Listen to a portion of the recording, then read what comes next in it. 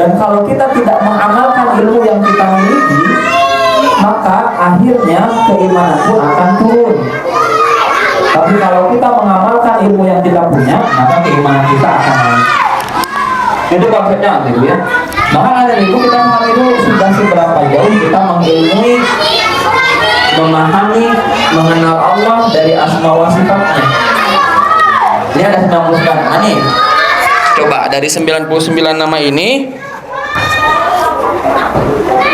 berapa yang kita hafal? Itu apa namanya teh? Ukurannya mah gitulah buat kita. Yang kita hafal berapa?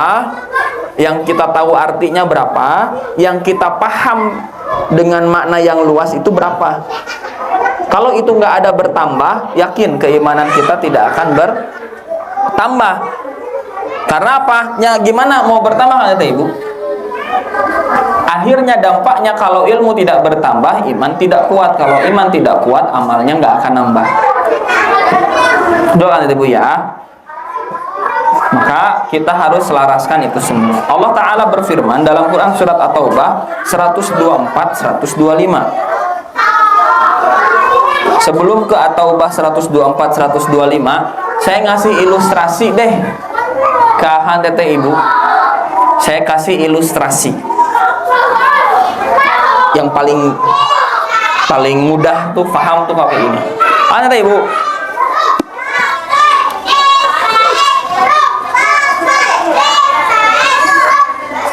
Contoh akan Tete Ibu yang bekerja atau punya usaha. Ya. Kita tahu. Nah, berarti kalau tahu itu ilmu. Kita tahu kalau semakin banyak yang kita kerjakan, semakin banyak hasil yang kita dapat. Itu amal. Kalau sampai kita lakukan, itu jadi amal. Setelah banyak yang kita dapat, maka kita pun merasa lebih bahagia. Ini mah ilustrasi aja Ibu ya, biar lebih mudah. Kayak gitu kan? Tapi kalau kita nggak tahu bahwa kalau tambah banyak yang kita kerjakan, tambah banyak hasilnya, terdorong nggak buat melakukan? Ya, kalau nggak terdorong buat melakukan, akhirnya melakukan nggak? Nggak melakukan. Kalau nggak melakukan, akhirnya dapat hasilnya tidak? Nggak dapat hasilnya. Kalau nggak dapat hasilnya, akhirnya bahagianya bertambah atau berkurang? Berkurang. Maka Ibu, begitupun dengan keimanan kita. Kalau kita nggak nambah ilmunya, nggak nambah amalnya, nggak nambah juga imannya. Tapi kalau kita nambah ilmunya, nambah amalnya, imannya juga nambah. Maka kita perlu tiap hari ya, kayak gini nih. Kayak gini. Setiap hari Senin sampai Jumat ada 2 jam khusus. Sengaja 2 jam akan Teteh Ibu luangkan untuk belajar. 2 jam setiap harinya untuk menambah ilmunya.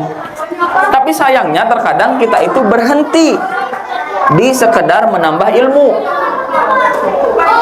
Udah terang teh udah. Oh gitu ya. Oh ya udah gitu.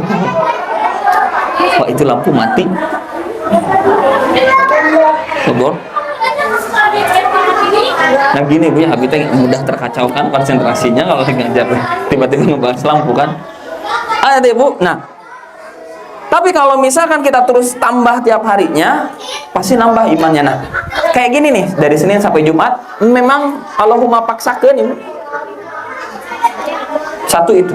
Nggak bisa kalau nggak dipaksakan tuh nggak bisa. Kalau nggak diluangkan tuh nggak bisa. Ada Ibu. Contoh we. Saya meniatkan diri buat olahraga. Tahu ilmunya olahraga teh bikin badan sehat, tubuh lebih baik gitu kan? Gitu. Saya udah ke tempat olahraganya, bayar biaya 1 bulanan. Udah tahu nih. Tapi tidak diamalkan. Sama teman, oh janjian hari Senin. Iya, ayo jam 10. Ayo. Nggak datang jam 10. Dapat nggak buahnya? Nggak dapat. Kenapa? Persoalannya nggak memaksakan, padahal bisa diatur memaksakan. Tapi kalau sendirian lebih lemah lagi Bu. Kalau sendirian mah nanti kita nggak ada yang ngingetin, nggak ada yang silih apa ya, jaga, nggak ada yang saling mengingatkan, nggak ada yang saling tegur. Karena saya ada teman di teleponan wae, hayu jadi hente. Iya abi hari Jumat terus datang ya. Banyak akang teh dongkap atau abi teh terpaksa datang kan. Walaupun nggak olahraga, datang aja gitu teh. Habis itu hari Seninnya ditelepon lagi. Tadi telepon, hayu jadi tuh. Ya sudah, fix. Besok jam 10 pasti datang abi. Maksakan akhirnya. Baru deh nanti kita menafsahkan buahnya. Pun dalam ilmu dan amal, ibu harus maksain. Apa amal yang belum ibu pernah lakukan? Lakukan. Paksakan. Ibu belum pernah saum Daud. Cobalah saum Daud. Barang seminggu 2 minggu lah. Seumur hidup tuh amal. Tahu kan saum terbaik, saum sunnah terbaik adalah saum Daud. Amalkan ibu. Ya. Langsing bu.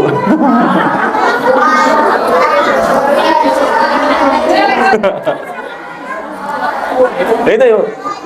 Tapi yang saya rasakan keutamaan dari saum Daud itu ibu. Itu ya, bukan langsingnya ya. Semua ilmu tuh mudah kita dapat ibu, serius. Dengan bantuan saum Daud itu semua ilmu itu mudah kita dapatkan. Nggak tahu, pikiran teh jadi lebih tajam. Mungkin nggak mikirin seblak ya, nggak mikirin cireng gitu, nggak mikirin bala-bala gitu. Ah lapar, kumaha deh, ida baru bisa makannya maghrib gitu. Lebih konsen gitu. Nah maka kata ibu, ketika kita mengenal Allah, amalkan. Kita bisa amalkan di tawasul. Kita bisa diamalkan ketika mengenal Allah melalui asma wa sifatnya itu di seluruh sendi kehidupan kita. Saat kita ketimpa musibah, kita butuh tempat bergantung. Saat kita berbuat maksiat, merasa bersalah, kita butuh tempat naungan yang diampuni. Itu semuanya ada sama Allah. Maka kita kalau semakin kenal, akhirnya semakin paham. Saat dibutuhkan kita bisa amalkan. Tadi ibu ada tamu. Tamunya teh punya yayasan. Cuman yayasan beliau itu geraknya di bidang panti bayi, bukan bayi yatim. Bayi yang orang tuanya zina, nggak mau ngurus anaknya. Nah, dia bikin tempat nampung bayi seperti itu. Atau yang kondisi ekonominya secara rumah tangganya nggak bagus. Apakah nama sedih ibu? Saya kalau udah ke tempat gitu nangis bu, nggak bisa nggak nangis, nangis gitu. Wah, ternyata hidup saya tidak lebih berat daripada bayi ini gitu. Dia baru lahir sudah ditelantarkan orang tuanya gitu. Ya. Ada kasusnya bulan lalu 2 orang ibu itu bunuh diri. 2 orang dari ibu bayi yang dititipkan ke panti bayi itu bunuh diri.